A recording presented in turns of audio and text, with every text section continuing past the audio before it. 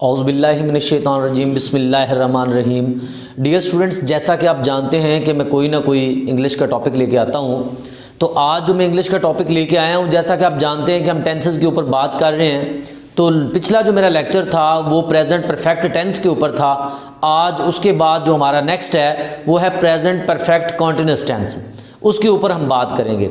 तो अपने लेक्चर को शुरू करने से पहले मैं चाहूँगा कि जिन लोगों ने मेरे चैनल को सब्सक्राइब नहीं किया वो मेरे चैनल को सब्सक्राइब कर लें, लाइक कर दिया करें और वीडियो को शेयर कर दिया करें ताकि मेरी आने वाली जितनी भी वीडियोज़ हैं वो आपको मिलती रहें।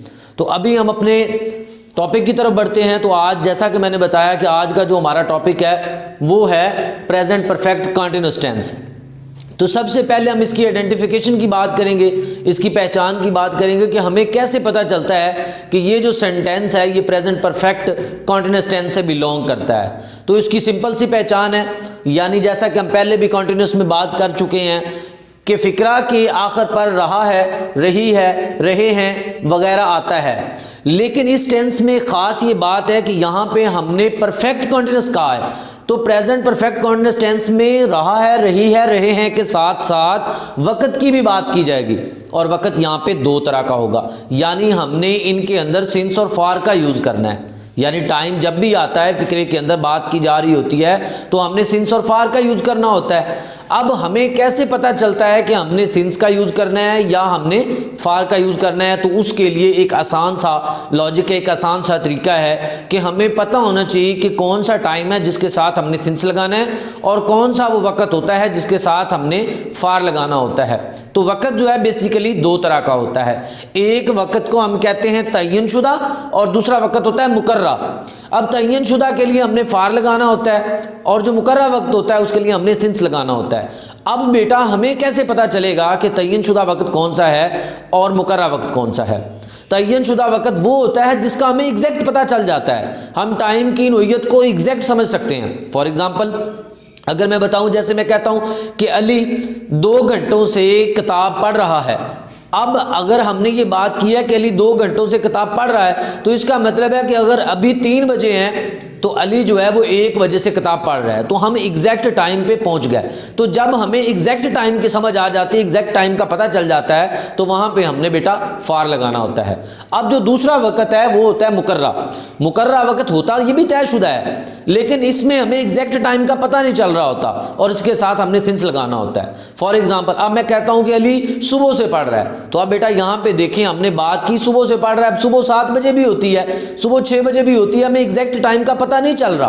तो जब बेटा हमें एग्जैक्ट टाइम का पता नहीं चलता तो वो जो टाइम होता तो मुकर्रर है, लेकिन हमें एग्जैक्ट टाइम का पता नहीं चल रहा होता, तो उस वक्त हमने किसका यूज करना होता है? सिंस का यूज करना होता है। अब सबसे पहले हम इसका सिंपल सेंटेंस में देखेंगे कि इसका फार्मूला क्या है। जैसा कि ऑलरेडी हम डिस्कस कर चुके हैं कि प्रेजेंट कॉन्टिन्यूअस टेंस जो था, प्रेजेंट परफेक्ट कॉन्टिन्यूअस टेंस में हम इस तरह से बात करेंगे कि इसमें एक तो हैज बीन और हैव बीन आना है। अब आपको ये भी मैंने बता दिया था कि हैज किसके साथ लगेगा और हैव किसके साथ लगेगा, यानी एक्स्ट्रा हमने लास्ट टेंस में जब बात की, प्रेजेंट परफेक्ट टेंस की बात की थी, हमने हैज और हैव का यूज किया था। इसमें हैज बिन और हैव बिन का यूज होगा। अब हैज किन के साथ आएगा? हैज बिन और हैव बिन किन के साथ आएगा? ही शी इट या सिंगुलर नाउन होगा तो उसके साथ हमने हेल्पिंग वर्ब हैज बिन लगाना है। और अगर आपके पास प्लूरल्स आ गए हैं यानी दे, यू और वी है, तो आपने बेटा हैव बिन का इस्तेमाल करना है। तो स्ट्रक्चर फिर क्या हुआ? अब हमारे पास सब्जेक्ट होगा, फिर हेल्पिंग वर्ब होगा और हेल्पिंग वर्ब में अब बेटा हमारे पास हैज बिन और हैव बिन होगा। उसके बाद हम वर्ब फर्स्ट लगाएंगे और आईएनजी लगाएंगे। उसके बाद हमारे पास जो है ऑब्जेक्ट आएगा और बाद में हम सिंस और फॉर लगाएंगे। तो सिंस और फॉर के ऊपर मैंने आपको पहले बता दिया है कि हमने सिंस कहाँ पे लगाना है और फॉर कहाँ पे लगाना है। तो यानी तय्यन शुदा वक़्त जो होगा उसके लिए हम फॉर लगाएंगे और जो मुकर्रर वक्त होगा उसके लिए बेटा हम सिंस लगाएंगे। अब इसी तरह से हम एग्जांपल देखते हैं सिंपल सेंटेंस की। तो एग्जांपल्स के अंदर है farmer has been ploughing in the field for 2 hours. अब यहाँ पे बेटा हमने फॉर का यूज किया तो हमें समझ आ गई, इसका मतलब है कि ये जो वक्त है ये तय्युन शुदा वक्त है कि 2 घंटों से किसान जो है वो खेतों में हल चला रहा है। तो अब हमें पता चल गया कि ये एग्जैक्ट टाइम है, तो इसलिए हमने यहाँ पे फॉर का इस्तेमाल किया।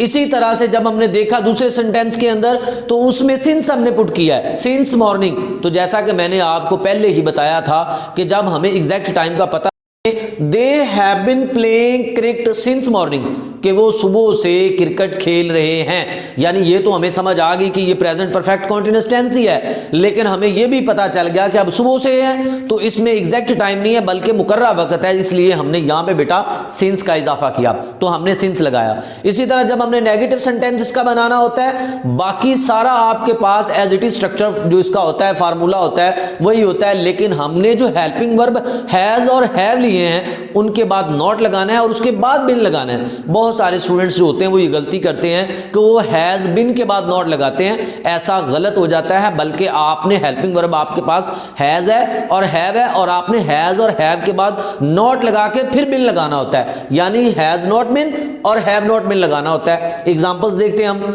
Rashid has not been giving water to plants since morning, कि राशिद जो है वो सुबह से पौधों को पानी नहीं दे रहा है। अब यहाँ पे टाइम भी आ गया और एंड पे रहा है, रही है भी आ गया, और हमें समझ आ गई कि ये जो है प्रेजेंट परफेक्ट कॉन्टिन्यूअस टेंस है, तो इसमें हमने टाइम की बात की है तो हमने सिंस और फॉर लगाना है। तो हमने इसमें जब सुबह की बात की है कि सुबह से पानी नहीं दे रहा है तो हमने सिंस पुट किया, लेकिन आपको हेल्पिंग वर्ब के बारे में मैंने बताया कि आपने हेल्पिंग वर्ब जो है हैज और हैव के बाद फौरन नॉट लगाना है, यानी ये नहीं करना कि हैज बिन नॉट लगाएं या हैव बिन नॉट लगाएं। नेक्स्ट एग्जांपल हमारे पास है, she has not been reading book for 20 minutes.